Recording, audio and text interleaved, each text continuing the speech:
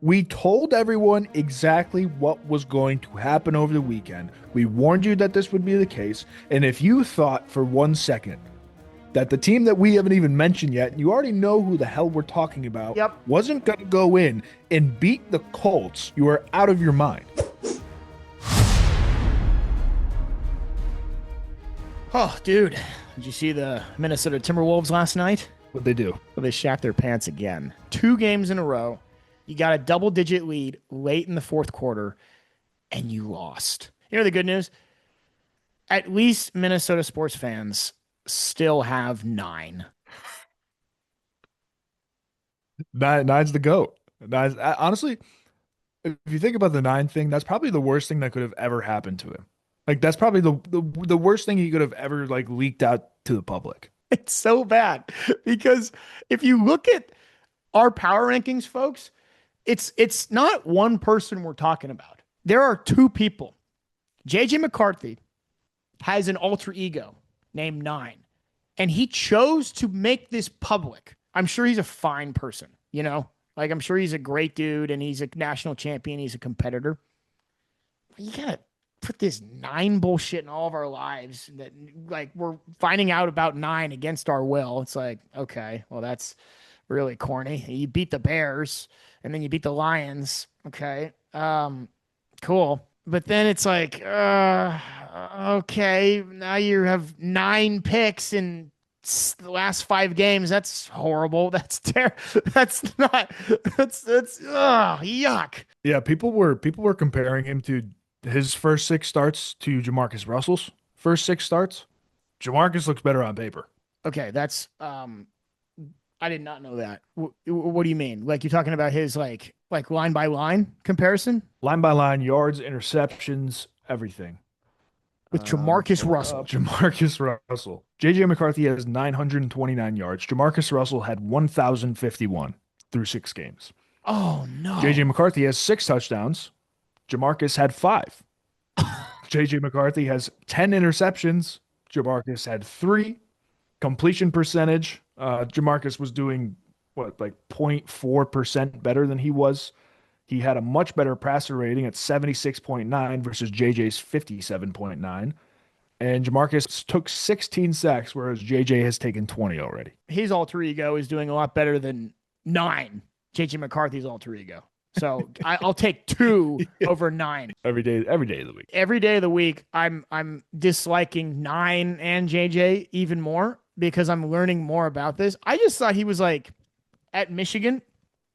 You know, it's like, okay, this is, to me, he just looked like one of those classic Saban era Alabama quarterbacks where it's like, can you just manage this NFL team? You know what I mean? Yep. Like that Michigan team was so good. I mean, Blake Corum, they had a freaking NFL O-line, NFL front 7 on defense. Like it was clear. They were the best team in football minus quarterback. And if you could just not screw that up, you're a national champion. I mean, I know we're partners with them, but it's like AJ McCarron. It's like one of the Greg McElroy. It's like all those Bama guys that had everyone you could ever imagine. It's just like, don't screw this up, you know? Don't fuck it up. Yep. He didn't. In fact, he beat Alabama with Saban. And so that's sort of like the aha moment. He beat Washington, who beat Texas. Maybe if it was Texas, Michigan, that could have been something, right? Wasn't it Bijan? That was Texas with Bijan? Yeah. Yeah. Yeah. Yep. Jim, I don't know, Jim. Gonna be a close game, Jim. What did I tell Jim? I need to get 2 feet in bounds. I don't know if McCarthy or 9's the guy, Jim. But yeah, no, everything we're finding out about McCarthy and 9 is against our will. But you know, if you're a Minnesota sports fan, I think we can all agree that 9 is better than Sam Darnold and Daniel Jones. Oh, wait, it's not. Because he should have kept 14 last year. You should have signed him to $100 million deal. You could have signed 17 as well. But That no. too. You put all your chips in on 9, the handoff merchant. Yeah. And now it's like, all right, if you're McConnell here, Coach McConnell of the Vikings, it's like, how can you save your job? Because you looked at 9 and said, this is the guy. The other 2 MVP candidates are not the guy. 9's the guy. Let's give the others away for nothing. O'Connell just doesn't know ball. He's not a ball knower. You let Sam Darnold pretty much go after you inherited an amazing accident. I mean, we've talked about this ad nauseum. He fell in your lap, kind of like Mm-hmm. Brock Purdy in the Niners. Like John Lynch swung and missed with Trey Lance. You traded the future, you mortgaged everything for Trey Lance, and it failed. And then he got hurt. Brock Purdy is right there with a couch. You fell onto a couch. Brock Purdy tucked you into bed and said, "Let me take you to the NFC Championship. Let me take you to a Super Bowl." And that's exactly what happened in Minnesota. You drafted McCarthy, which was high, Real high. which was a little high, and Mm-hmm. we both knew that, hey, this is a good Michigan team, but it's not because of McCarthy. You drafted him high. You made a mistake. That's okay. He gave you an off ramp. What did he do? Because we got it wrong. We said he tore his Achilles. What did he do? He damaged his Sorry, meniscus. meniscus. Yeah. Yeah, partial 32% tear in his. My bad. My Yeah. bad.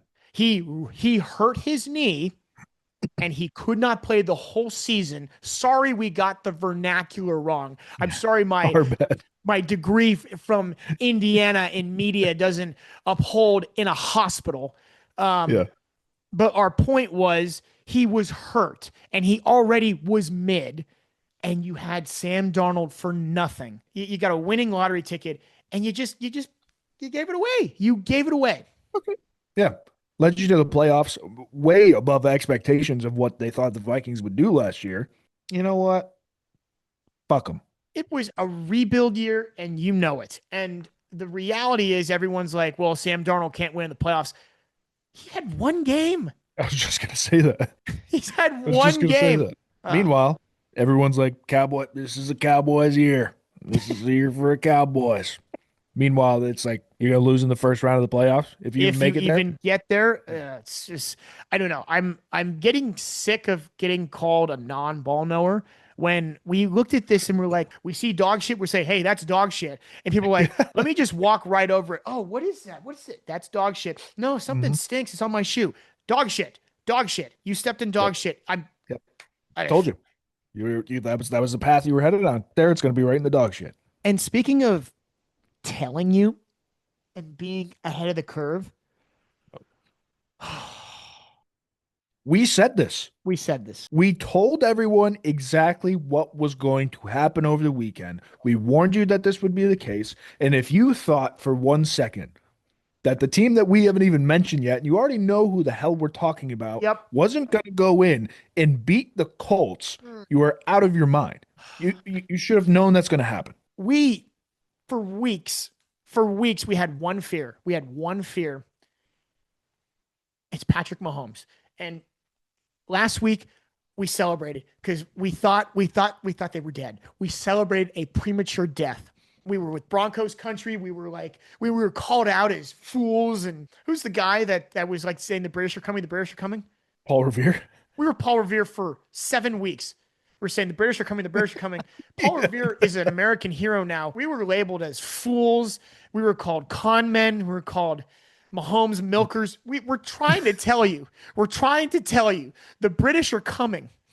And then Broncos country goes, ha, you don't know ball. Whoops. Hey, how's this post holding up? This aged like milk. Goddamn fools. You fools. They might win out. They're going to win out. They have this is a disaster. This is a nightmare situation. Them winning this game, nightmare situation, not only for Broncos fans, but the entire NFL and the AFC, especially. We told you. We told everyone about this, and nobody listened. Michael Burry during the 2008 financial crisis. Yes. Oh we were God. calling this. We said this is exactly what's going to happen. Everyone was calling us fucking nut jobs. You guys are crazy. You don't know what you're talking about. And here we are. We saw the bubble, and we told you where to invest, and you said the market would have to collapse for this to happen.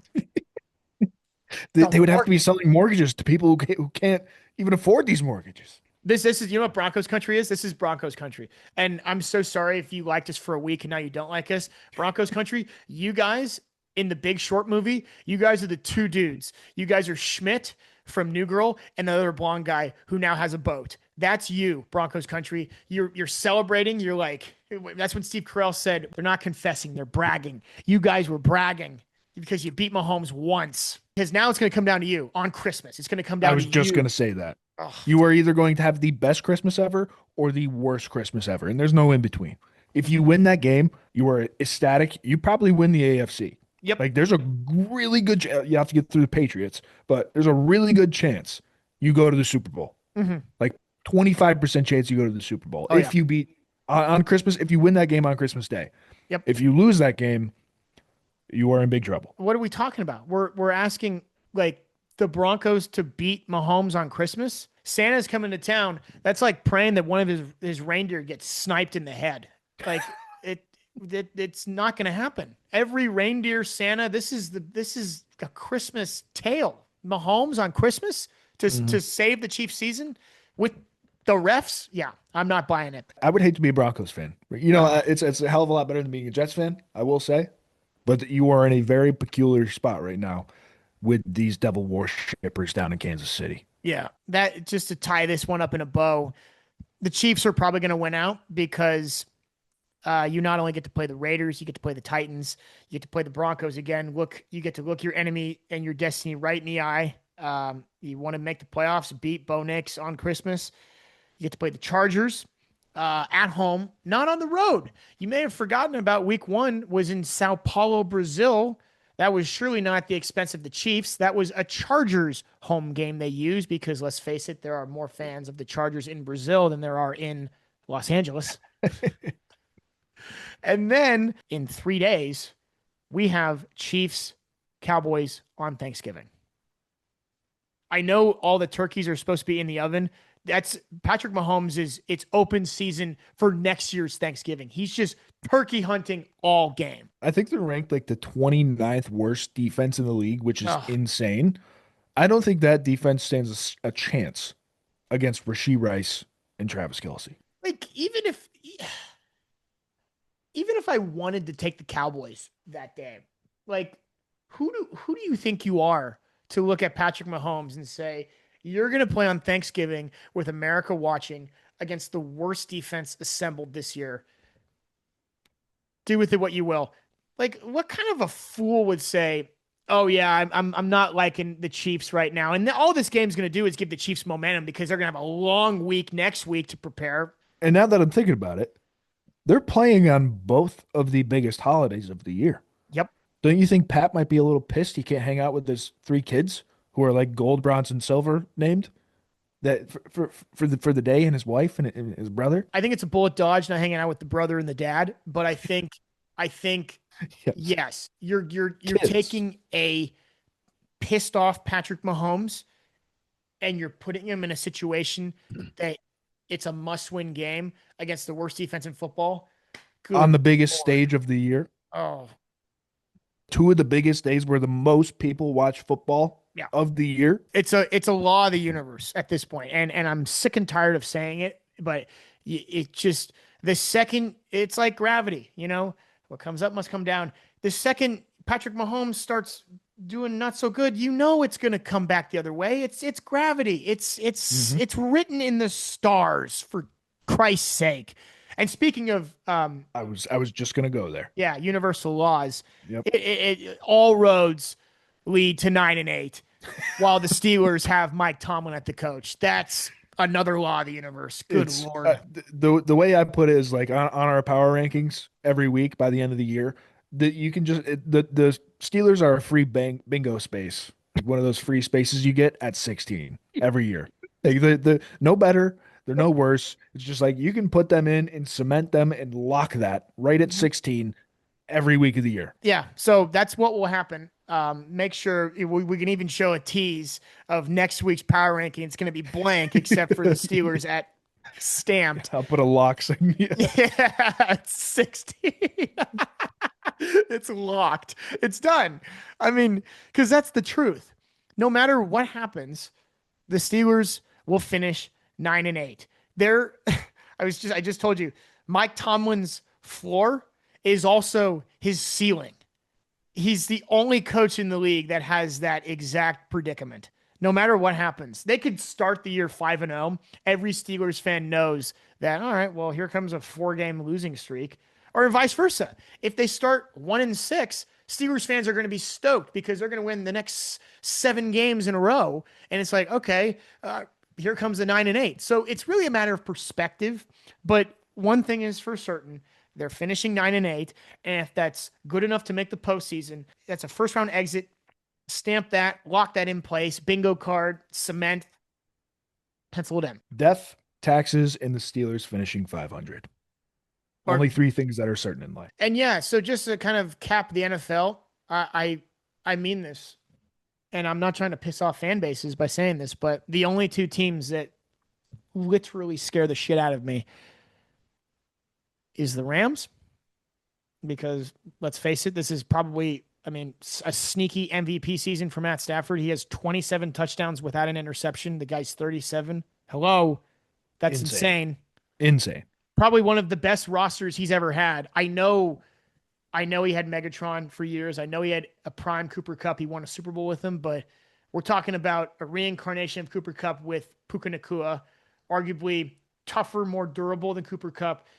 And you have a bottle of red wine and Devontae Adams that's getting better and better. It makes no sense. What is happening? It's crazy. I saw a tweet too that was like, it hurts my heart. This was from a Lions fan. Mm-hmm. It hurts my heart that when Matt Stafford retires, he's going to be known for being a Ram than a Lion. Yep, probably.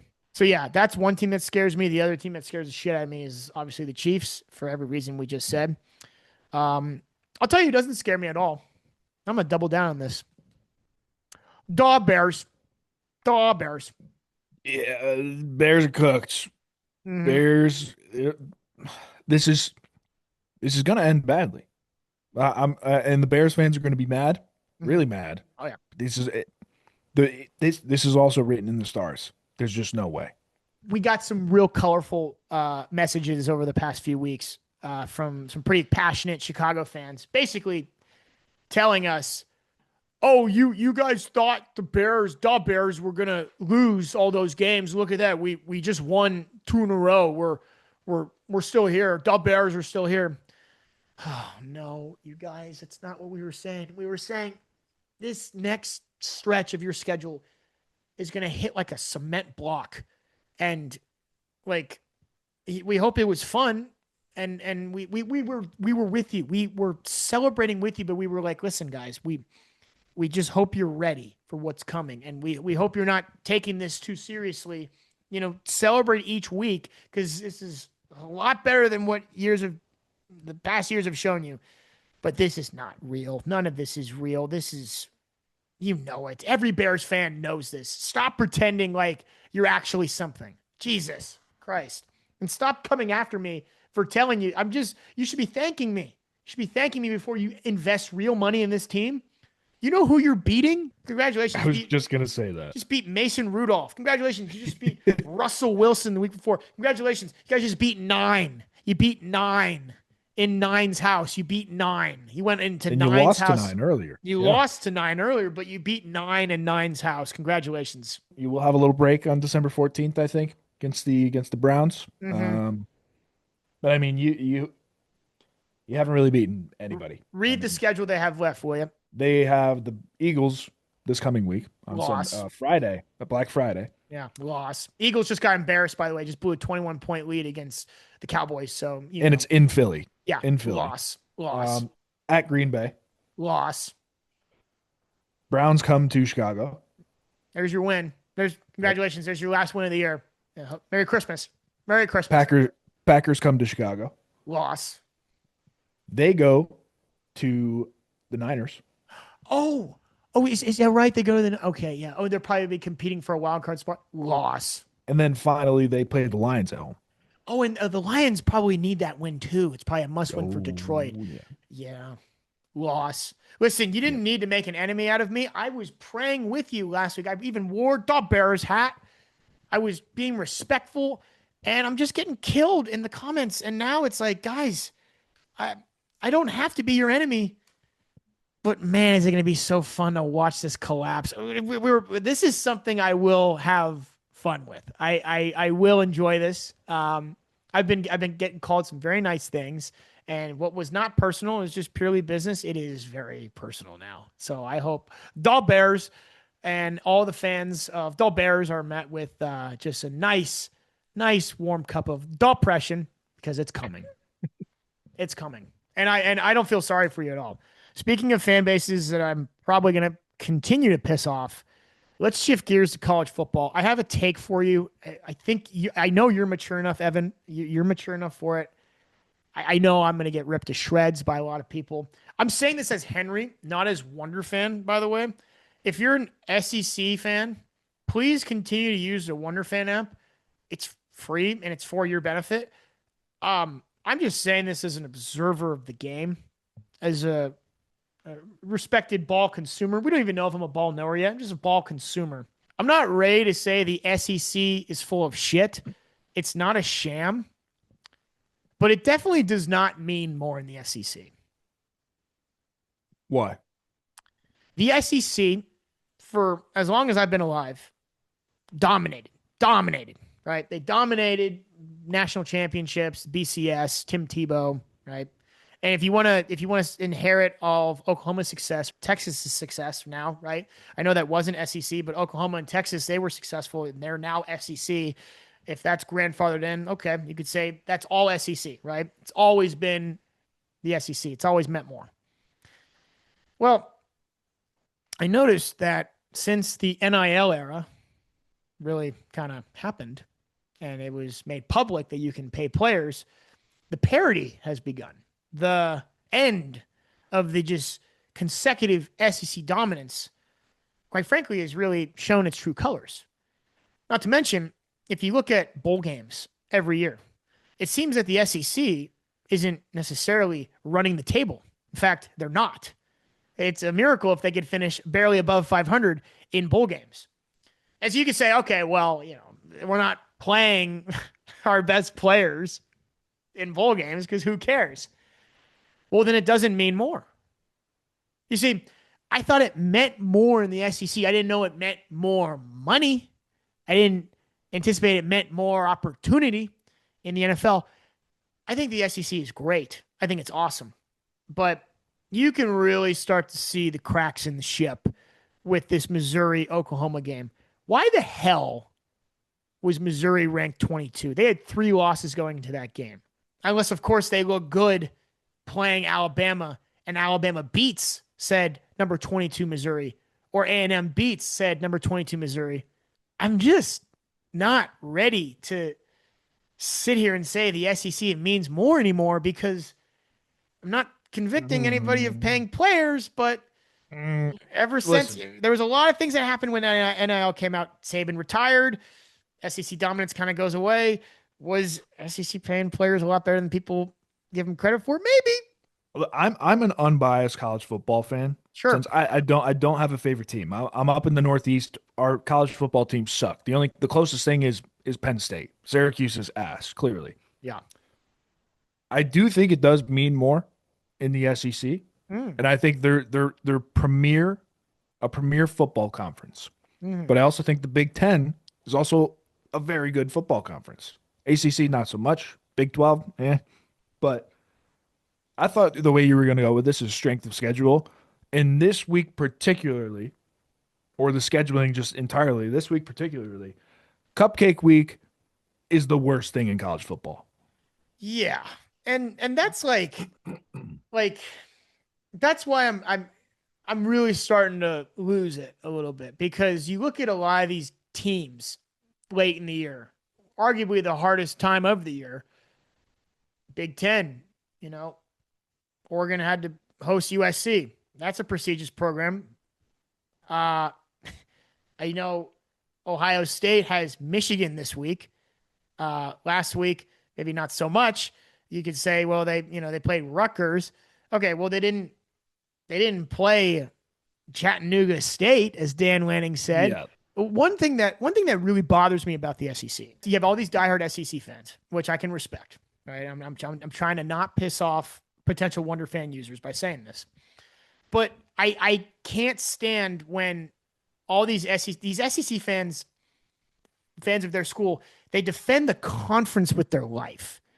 Evan, if you tell me something about Ohio State or Penn State and you insult those schools, as an Indiana grad, I I say go ahead.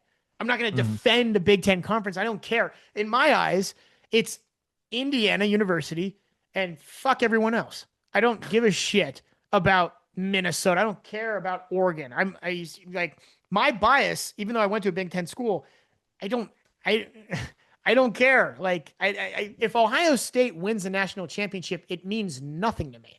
If anything, it just comes back to bite me because it's just you got to hear about these Ohio State regional fans even more, which quite frankly are awful to listen to. I don't like when some South Carolina or some Tennessee fan they are so quick to be like, "Well, I'd like to see you play Georgia." I'd like it comes back to Georgia. It's like I didn't know you're Georgia's gimp.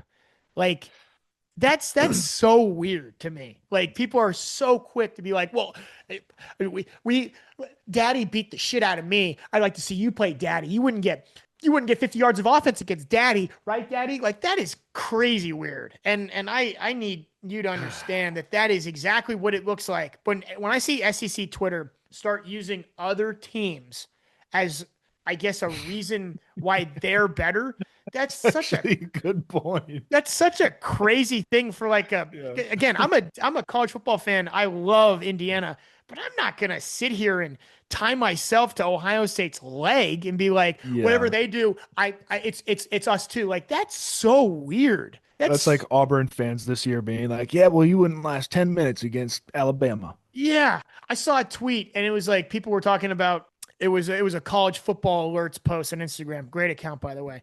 It really shows the level of lunacy in the SEC. It was basically ranking teams based off of their losses. So it's like Ohio State is the best no loss team. They say it was like Alabama or somebody's like the best 2-loss team. And there was an argument in the comments. It was like, nah, we're the best 3-loss team. We're the best 4. We lost to this, we lost to that. And it's like, what a weird thing to say.